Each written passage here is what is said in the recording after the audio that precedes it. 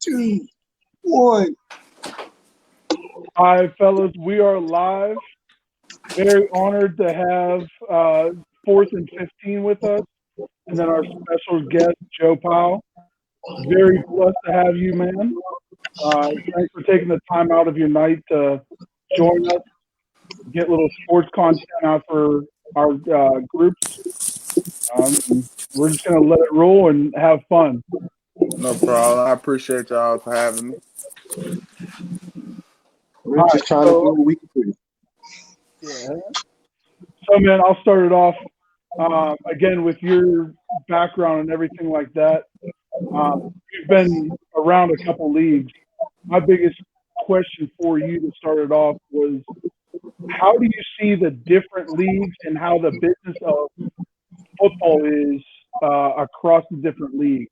Like, do you feel it's kind of the same age as obviously bigger and obviously the NFL when you had your time there, and then with the arena leagues?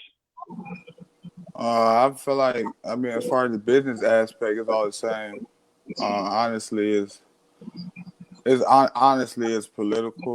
Like a lot of politics comes within professional businesses, but they all basically ran like at a professional level. All of it's the same. It's just the different type of playing style, the different type of talent within all the leagues that I've been in. But within all the leagues, I've always prepared myself to be able to compete with anybody. So as far as playing wise, it was all the same. But business is something is different, and then you got some that's like ran A1. Yeah. So you kind of brought up a good point, and that brings me to another thing. So again, with everything that you've been with, again, starting out in the PIFL and now you being up in Canada and being with the XFL, what has kept you to be able to drive to just be able to stay at that pro level and just be consistent every year, whether it be a league folding up and then you going to find a new home? Again, what's that main why or driving point for you?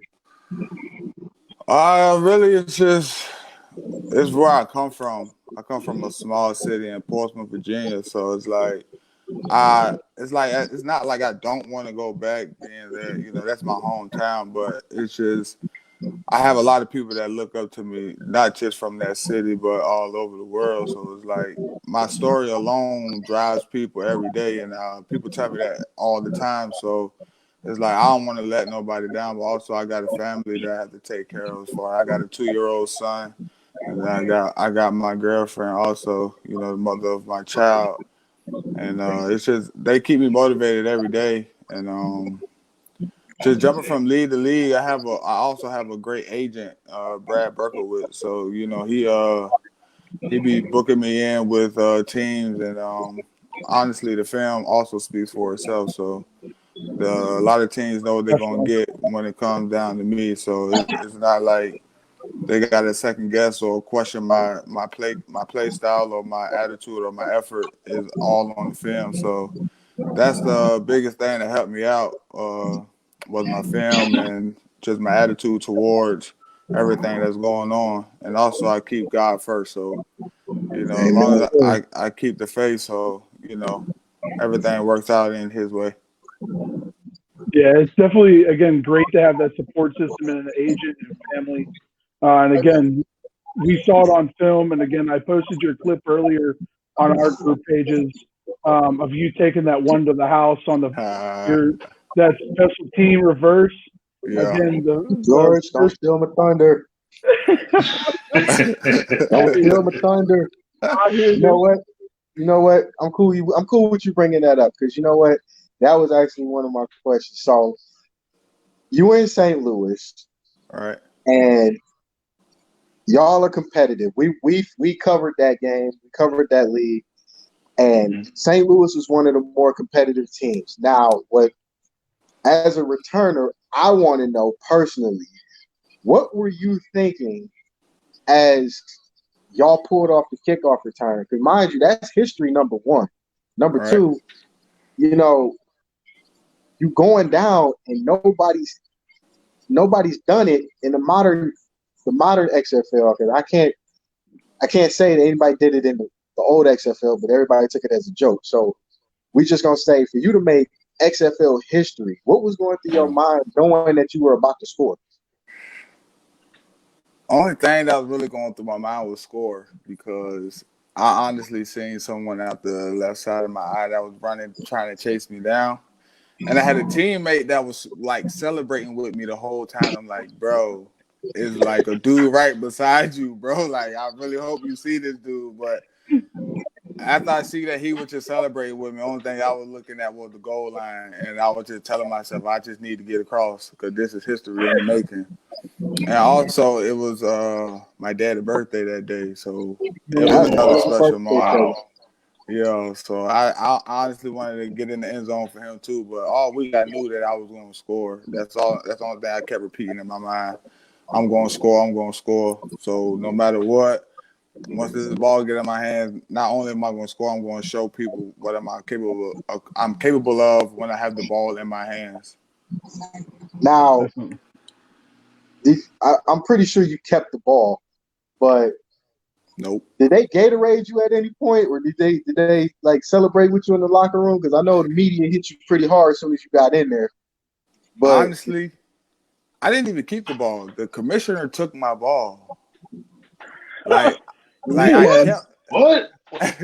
Oh, I gave the ball to my equipment guy Jeff, and after the game he said, "Man, the commissioner came over and took the ball," and I'm like, "So you mean to tell me the commissioner took my ball and then he didn't even come introduce himself to me for making damn. history?" You know what I'm saying? So wow, crazy. that was that thing. But everybody was hyped though. Everybody was geek for me, because like when the play first came in, like, a lot of people were joking around saying, "Man, you ain't gonna do nothing with the ball. You ain't gonna score that such and such." And I'm like, Just "I'm gonna gassing you score, up. bro." You know what I'm saying? So it was like when I got back to the locker room, like all the cameras just came to me. But I mean, I'm not a big interview guy, but I mean, I took in what they brought, and I just handled the situation like a pro. How do you like the kick return setup that the XFL had? I know that's a huge thing with everybody talking about safety and stuff like that. And we know the first iteration of the XFL, a lot of leagues borrowed, we'll say, a lot of their stuff. they So stole how it. did you like, yeah, how did you like the return style of the XFL? Well, kickoff was easier, but kick return was a lot harder, being that it was only 5 yards apart.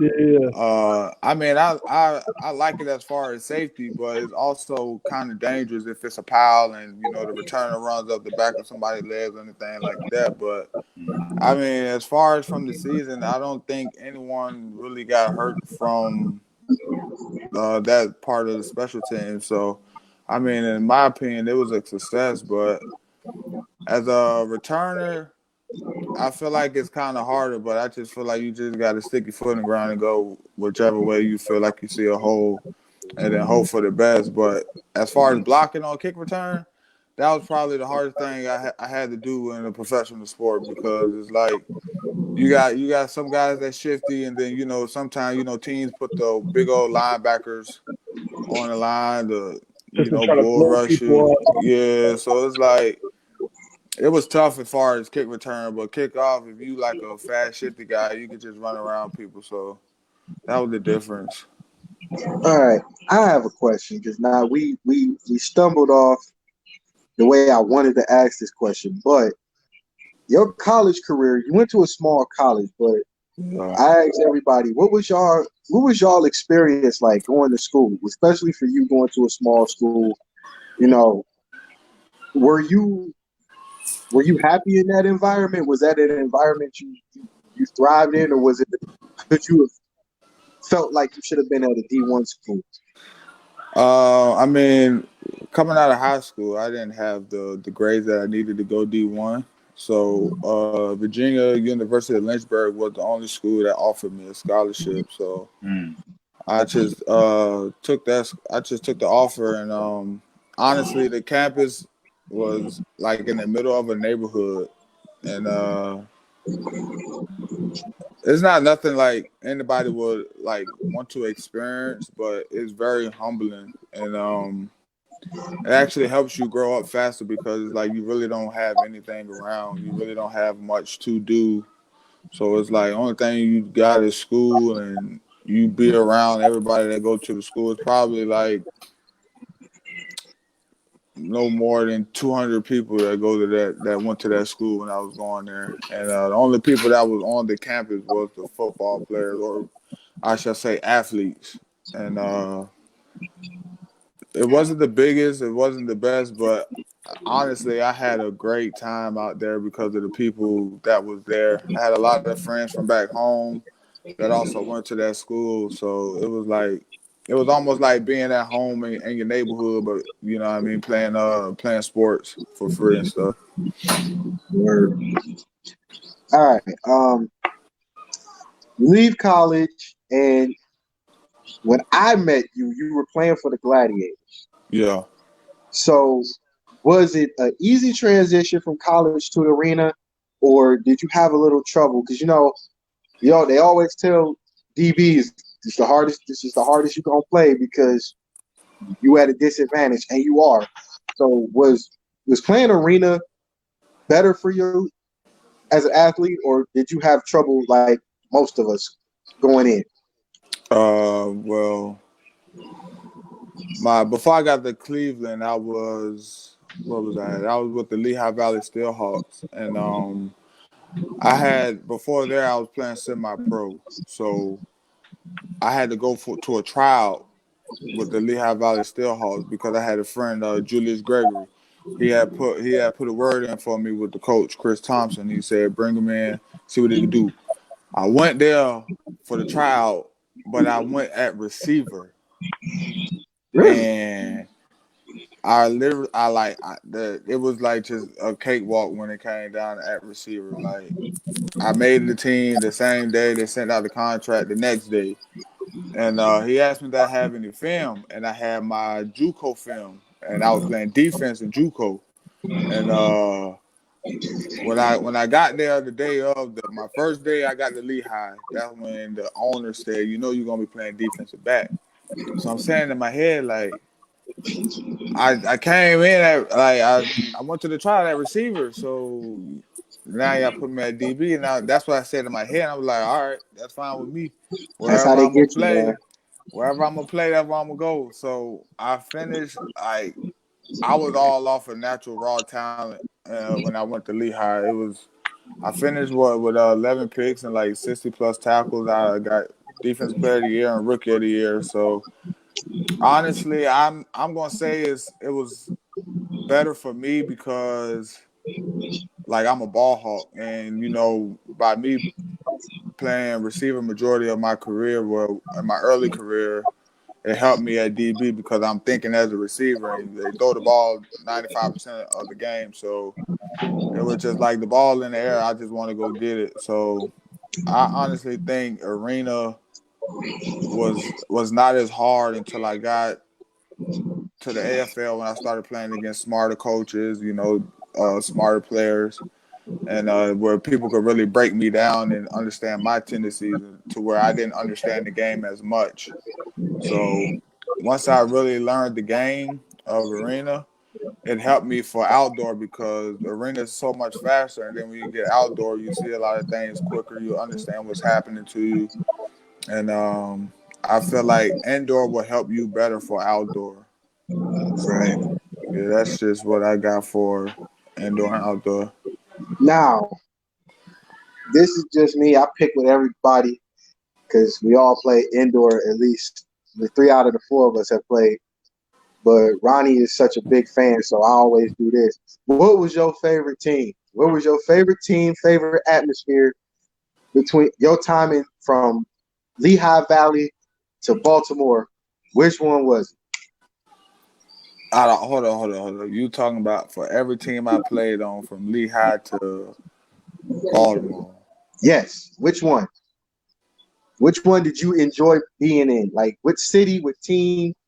Which one? Like, if you had a chance to go back, which one would it be? If I had a chance to go back, honestly, Ah, ooh. I'm gonna be honest. I'm gonna have to go with Birmingham and the Wow, AAF. wow, that's a good one. Yeah, I'm gonna have to go back to Birmingham, man. Like the players on that team, man. Like the brotherhood we had on that team it was different. It was different. Like I really enjoyed the city. I had my family out there, so it was like we was actually going out in the city. They had the best food that I've been. I love the food out there in Birmingham, so we eat a lot. So that was a big thing too. So Birmingham was lit, man. I actually cried when that season folded. So that I can had to Yeah, be believe the that. best one. that league had a good thing going, aside from like the money issues too. I Yeah, mean, the gameplay for the most part was really good. I mean, the same thing whenever you guys were in the XFL. I mean, the gameplay was really well. It's just again, XFL got torn up because of the coronavirus, and then right. the AAF kind of just got stumbled because of money issues. And Yeah, again, we've all been a part of that, whether it be arena or something along those lines. We know how that is. right. Don't remind us. Now, the AAF and the XFL, you basically made a seamless transition to both. Hmm. Now, my thing was, did you favor the AAF over the XFL, or did you just not care because you knew if you were confident in your ability? Because as we all saw, there was big, significant rule changes between the XFL and the AAF. The style of play was similar, but you know everybody's rules are different, and it shapes games. So were you biased towards the AAF, or were you biased towards the XFL? I'm gonna go with the XFL because in Birmingham, a lot of people don't know this. I had got cut like after a week and a half from Birmingham, and then they brought me back like 2 days before the first game. And honestly, I was real depressed. I had came back home. I didn't work out or nothing, and they had called me back out there, and I that's when I was like, this is my moment, and I have something to prove, not just to myself, but I'm gonna prove to this coach that by you cutting me, that was your mistake, and that's what drove me the most with Birmingham. I really had something to prove, so I really took that serious. But when I got to the XFL, it was like, let me think. It was like XFL was just another stepping stone of trying to get back to where I wanted to be, and not saying I wasn't confident in my abilities, but like I said before, with the pro sports is it's a lot of political and politics with it, and these guys are good guys. Will Hill and Kenny Robinson, those were the two guys that was in front of me. So it was like I knew what I was capable of, but also I know like the business aspect of the game to where Kenny draft pick, you know, of course he's going to play because they want to put St. Louis, they want to put the name out there. They want to get him out there. So by him getting drafted, that probably put more stock with the St. Louis with the team. And then Will Hill, he was like a 6 or 7 year vet in the league, so they're gonna put more trust in him than they would with me, being that I was only on practice squad with the Bills, and so it was just come in and do my job day in and day out, and whenever my number was called, I was gonna be ready. So that was the thing with the XFL. Now, And again, talking gentlemen, about Kenny. George, right?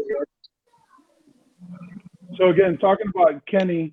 Again, down the line. Again, if we get the XFL back, Yeah. do you think the XFL could ever be a league that just kind of like the G League is for the NBA right now, that could be another route for guys that either don't want to go to college or don't have, I guess, the opportunity to go into college to, again, make their path?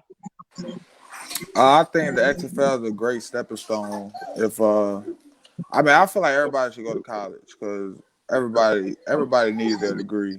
So honestly, I feel like everybody should go to college. I don't think nobody should just skip college and come to the XFL to make money because anything could happen if an injury or it just the team it don't work out for you, and then you're gonna have something to fall back on. So I say you go to college first, and then if your NFL dreams is like if you don't see it coming in the next future, that's when you can pursue the XFL. But I feel like the XFL is a great stepping stone to get back to the NFL because you have a lot of ex-NFL coaches or GMs that was in the NFL and got a lot of connects. So I feel like it is a great stepping stone for somebody to get to the NFL or CFL where they want to be. So the XFL, I hope it comes back honestly because Yeah.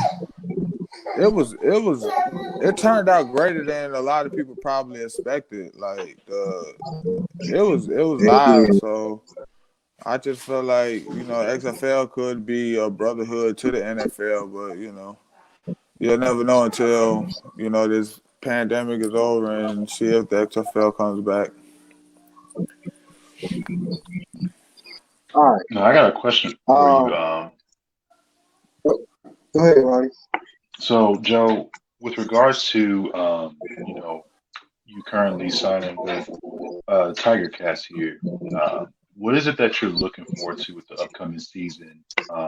And do you feel like it'll be any different playing Canadian ball versus the other leagues that you've been a part of? Um, probably feel like the only thing that's going to be different is just maybe the field size, the rules. But other than that, it's football. I don't go into like when it comes down to football, I just look at it as the same. It's either be mentally knowing that I'm ready or not. Because sometimes like in times like this, I could possibly get a little lazy, and and then like all of a sudden things could just turn around where boom, okay, you got camp in like 3 weeks, and then I could go into camp sometimes mentally not prepared because I know what I was doing during the off time. I really wasn't trained like I was supposed to be, but I really don't. I really don't look at it no different because it's football. Only thing I'm looking forward to is when I get out there is competing, fighting for a job, and making sure I take care of what I need to take care of day in and day out.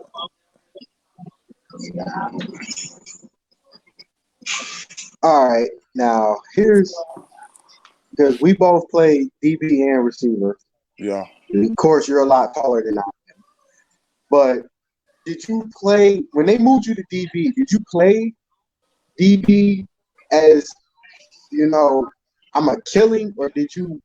Because I've seen games where you just tee off on somebody, and then I've seen other games where you were just nice to this dude because he had been beat up enough.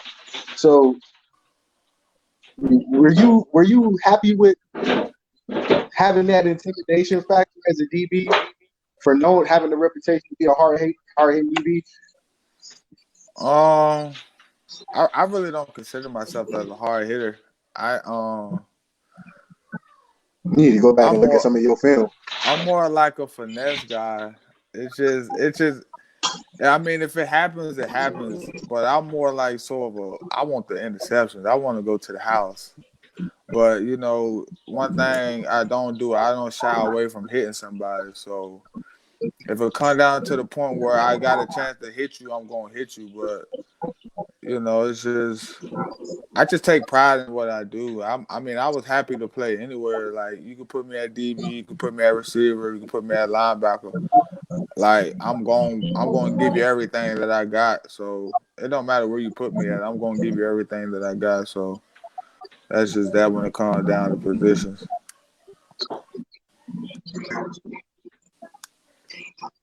Now, kind of change up My pace. last question. No, go ahead. Well, I got one more question. When you got the call from Canada, were you surprised, or because the rules for Canada are strict. We all know that, but clearly you showed enough to where they wanted you in there. They signed you on the spot. So were you surprised to get that call from Canada? Honestly, I think the day I was leaving the XFL, I had talked to my agent and told him I don't think I have enough film right now to get back into the NFL. So let's go to the CFL route. And I think like a week or two later, he called me and was like, "Well, the Hamilton Tiger Cats want to sign you to a contract with no workout." That was probably the most shocking part when they said I didn't have to go to a workout and they just signed me on the spot. So I'm not gonna say I was surprised because one thing about me when it comes down to football or anything in life, I have faith in whatever I'm going to do. So I already put it in with my agent, and then I put it in with God, and then I just let go and just let the work come within itself. So I don't really be surprised when it comes down to me going to new leagues. Now I would be surprised if the NFL were to call me. That's the only time I'd be surprised and be happy. But you know, not saying that I'm belittling any other leagues. It's just because anytime you get a chance to play football, it's a blessing, no matter what Yeah. level it's on. So you know, I'm just thankful for the opportunity, and I'm just ready to showcase what I can do even more. Because this year it's just I'm getting older, so I gotta take the game. I gotta approach the game a lot different than when I was younger. So I feel like going to the CFL is going to be a lot easier, not only because I'm used to people running in motion, but I learned and understand how to play in a professional defense when I was in St. Louis. So a lot of things probably going to come to me a lot easier. So I just feel like I have a lot that I can give out, not just to myself, but to whoever's going to be around me, and I could just lead the team, whatever we need to do, and take it from there. Yeah, That's what's up, Joe. you definitely have a unique skill set. Again, coming from the arena, All right. having your time in the NFL camps, but then also playing in the AAF and XFL. Again, that mashup should do you pretty well up in Canada. We asked this to the last guy we had. Again, looking back on your career, would there be anything, or would you play any different? Again, meaning from like, again, we always joke about injuries and stuff like that. Like, would you play any different than you do currently? Would I play any different? Nah, I don't think I would play any different. I just only thing I say I would love to do different is I felt like I should have spoken up earlier in my career about me being a versatile person as far as me being able to play receiver, because honestly, in my mind, I feel like I'm a better receiver than I am as a DB. But when you Okay. turn on the film, that's all you see is DB, because that's all I've been playing all my career really. But I feel like that's the only thing that I would change is me speaking up more on my abilities of being able to be a more versatile player to help the team, not just at DB or special teams, but I can also help on offense also. That's the only thing that I change. That's good. Now, I Um, like. Or go ahead, Mel. I lost my train of thought. I didn't think you was gonna cut real My, quick like that. my bad. Mm-hmm. Oh, being from Virginia, you come from I ain't gonna say a rough background because you know those that come from a rough background don't make it out. You made it out, obviously. Right. So when you're done, are you planning to go back to coaching or back in Virginia, or are you just gonna ride off into the sunset? Like, what do you feel would suit you best after life after football?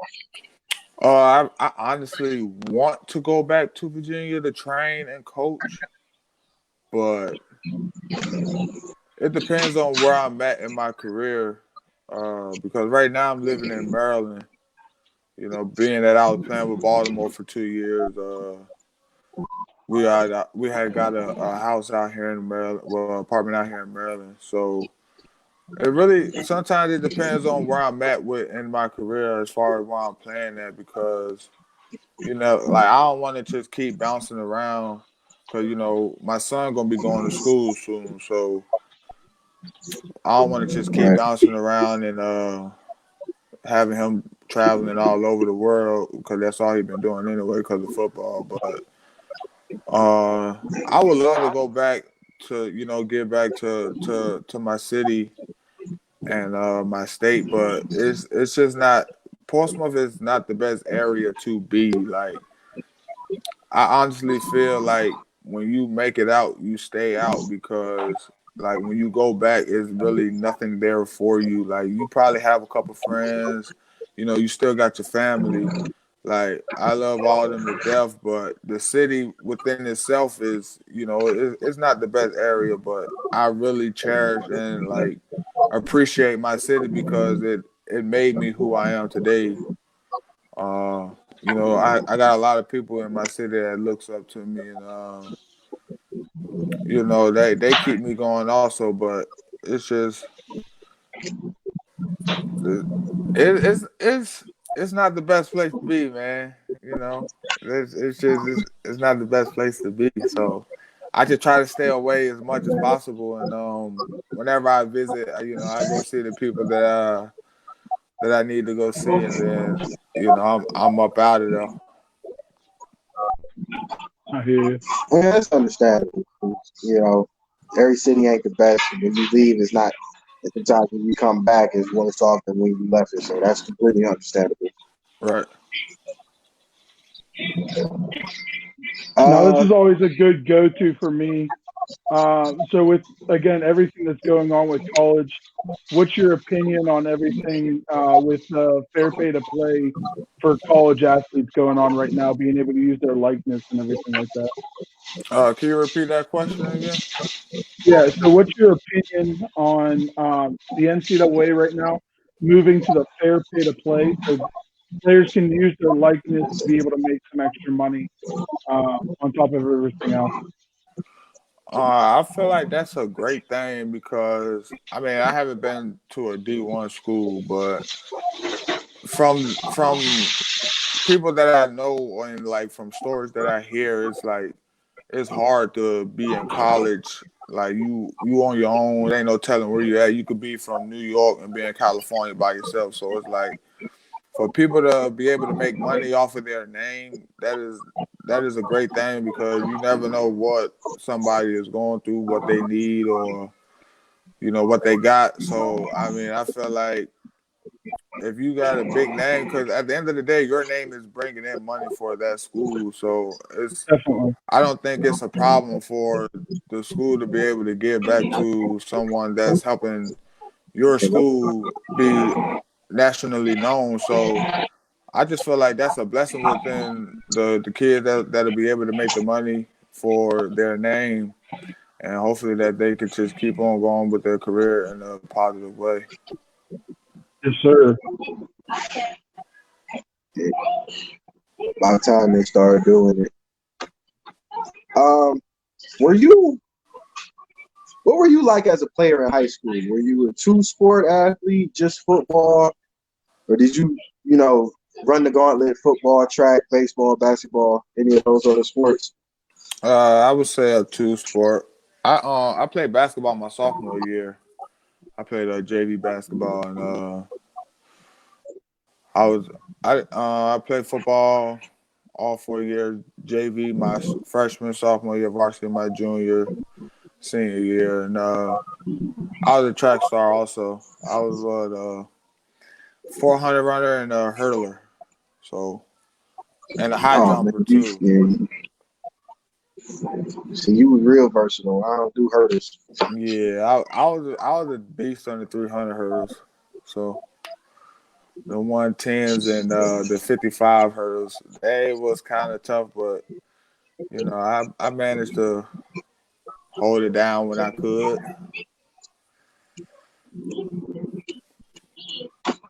That's what's up, man. Like, and this is the part where for those of you guys that are watching right now, if you in high school, the multi-sport athletes usually are well-rounded when they graduate high school going into college. Like Joe just stated he was a receiver, but you would have never knew it because they got him playing DB. So that just shows you how versatile he was on offense and defense. And as a kick returner, man made history. So, anything's possible. Right. And while we're on that subject, Joe, do you have anything that you want to share or say to the players out there who are at that level that's up and coming? Man? You got anything you want to press to them?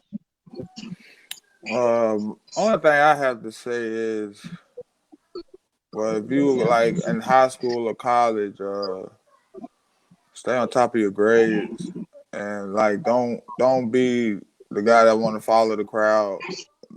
Make the crowd follow you as far as in a positive light. And I go by a motto of separate yourself.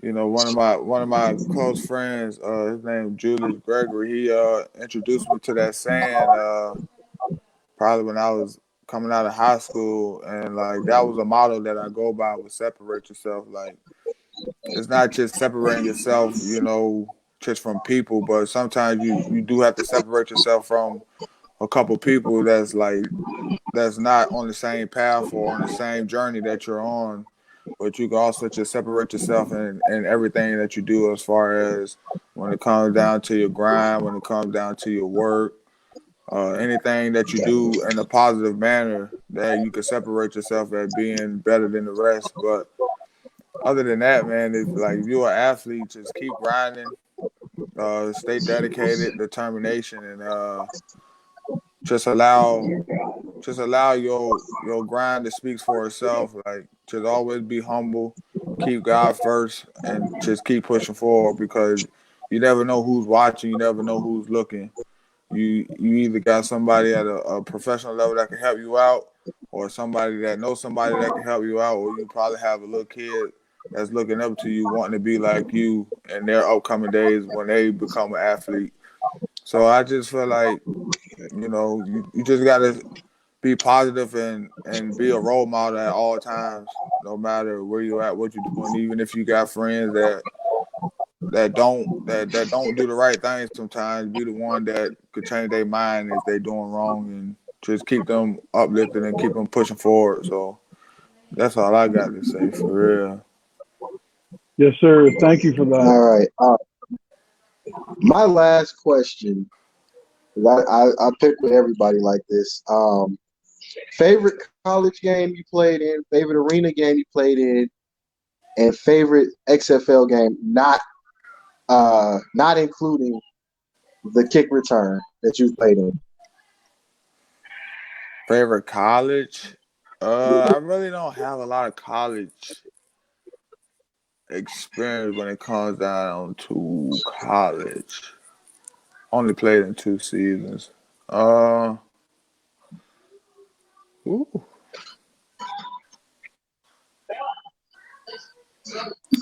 I'm gonna have to skip on college. Go ahead. That's fine. That's fair. I'm gonna have to skip on college, but arena. My favorite game I played in arena. Ooh, ooh. My favorite game in arena probably has to be honestly my debut when in Cleveland against Philly. I was going against the reigning MVP Dan Rodabaugh, and they had a very stacked veteran team, and I had two pick sixes that game, and a couple nice hits. I had a hit over the wall, and that's probably my favorite arena game that I had. And then XFL.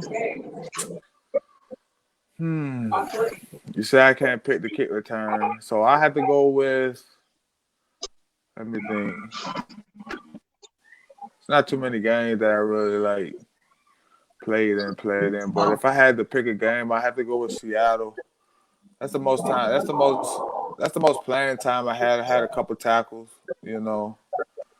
But honestly, I had fun with all the XFL games. All on was my favorite. Just the fact that being that I was a special teams captain, so I was on every special teams. So it was like I was in the game already because of special teams. But all on was my favorite, honestly, when it comes down to the XFL. Just being able to go out there with the brothers that I grind with every day. That was a great group of guys too. So that I have to go with every game with the XFL. Respect. Now, is there one wide receiver that, again, throughout your time that you love just going against, whether it be multiple times through the season or you guys saw each other a lot, especially when you were with the brigade? When I was with the brigade, I'm not going to say it was guys that I like to go against, but it was guys that gave me it's guys that had me on my toes, man, on my A game. I have to go with my first year. My first year, I had to go against Malachi Jones. Okay. He was the dog. I had to go with his name Doug McNeil. He played with Washington. Money Reynolds. There's Money Reynolds. Yeah. There's Prince. DP. I'm trying to think. Oh, how can I forget Joe Hills?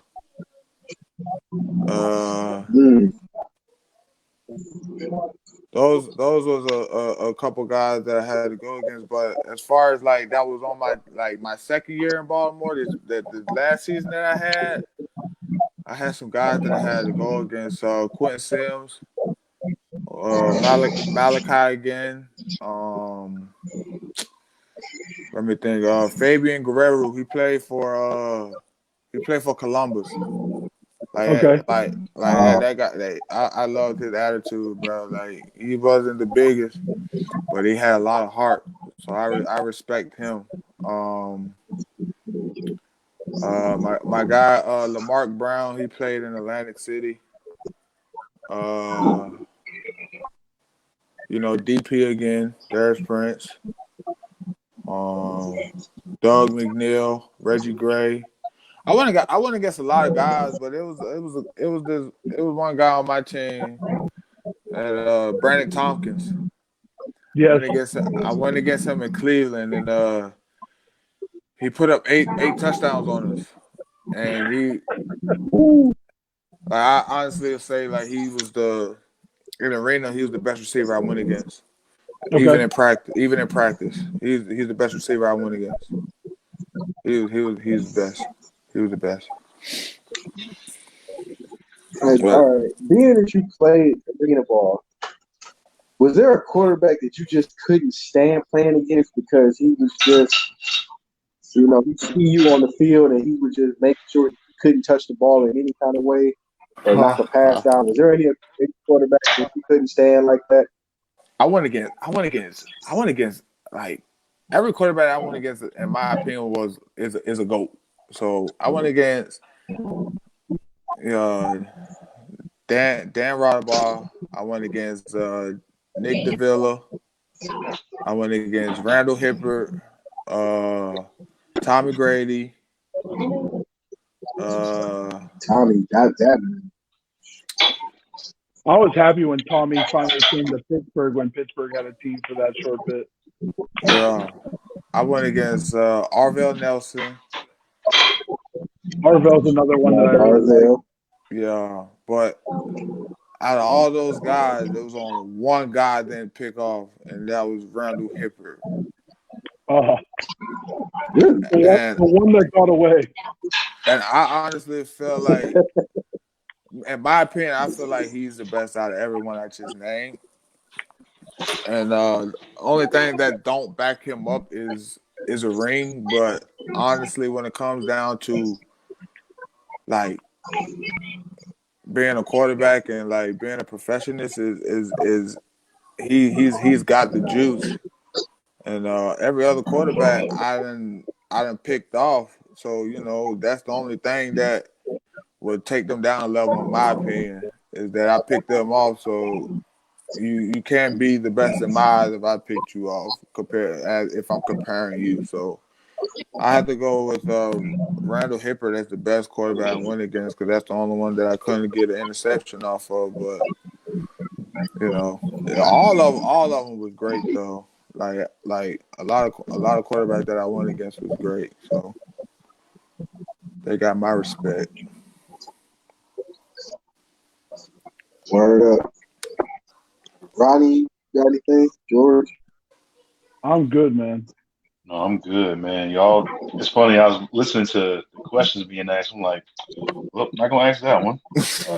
Not gonna ask that one, and that one got stolen too. So that's kind of how I was over here, like ducking my head, like, I ain't oh, mean it. I ain't mean it, man. I apologize. dog, it's all good, man. It's all love, man. Joe, I gotta say, overall, bro, like this has been a positive experience. You seem like a really good dude, and really good head on your shoulders, man. So, me personally, I want to say, best of luck to you, and on your path, man. And it's gonna be whatever it is God's plan. So, Right. I really feel like, great things still ahead of you, bro. I appreciate that, brother. Yeah, You know what? Because I was talking about how I met him when he was playing for Cleveland. You know how in the AFL they let you come on the field. So this is exactly how I met Joe. Because I knew Willie McGinnis when he was there for his time. So we get down on the field, and I asked Willie, and I said, Willie, man, how y'all got a linebacker running downfield, knock it out passes? He said, no, he wasn't a linebacker. That was a safety. Said, why is he built like a robot? Like you don't. And the reason I brought that story up is because you don't normally see in indoor or arena, you don't see a 6'2", 6'3", 210, 15-pound safety running down the field like that. And back then he was like this. So I'm like, man, I thought he was playing linebacker. I promise you I did. And I had to walk up to Joe and apologize. Like, man, somebody just told me you play safety. I wanted to apologize. I thought you was a linebacker.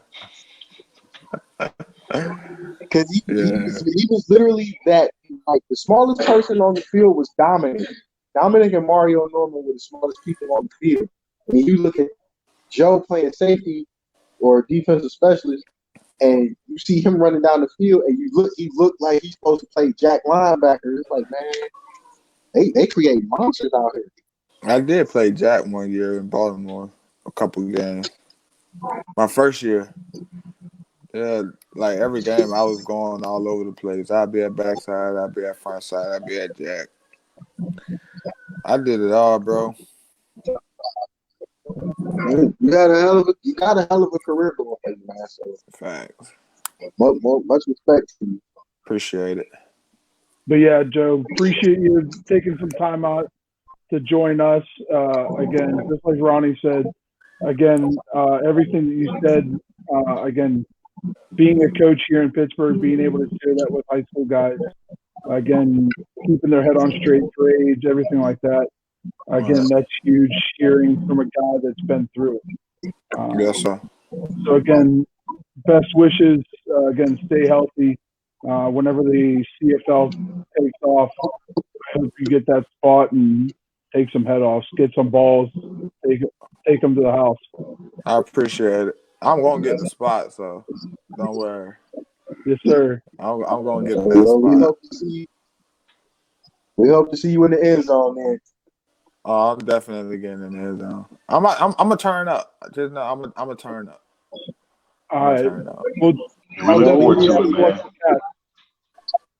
I appreciate All right, y'all though, guys. for real.